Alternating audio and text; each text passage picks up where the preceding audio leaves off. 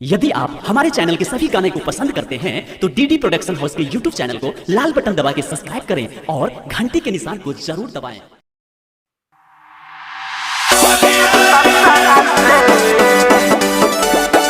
Music by Rajkumar Sinha.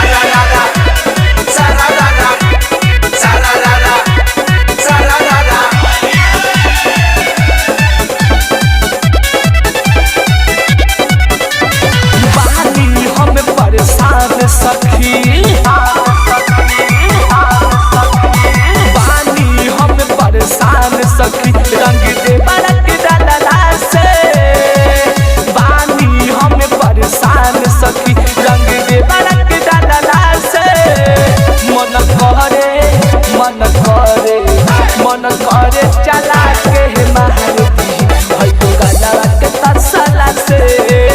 मन करे चला के मारती है तो गला के तसला से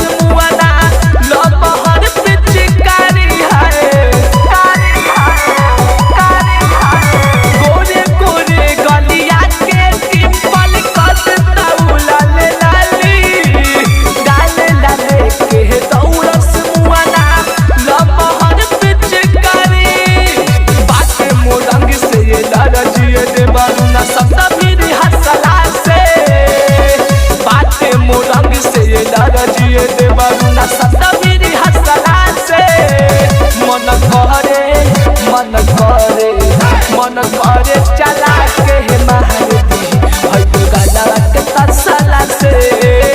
मन करे चला के मारती है तो गला के तसला से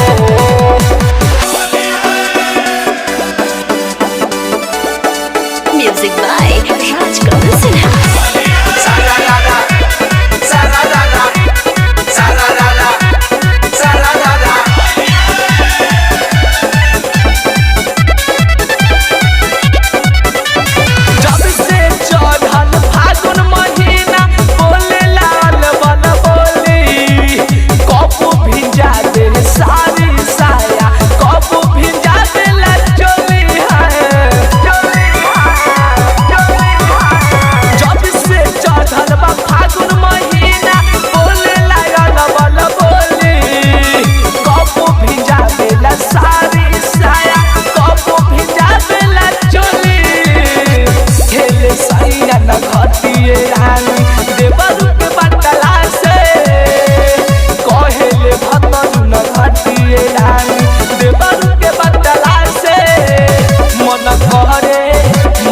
मन करे चला के मारती है तो गला के तसला से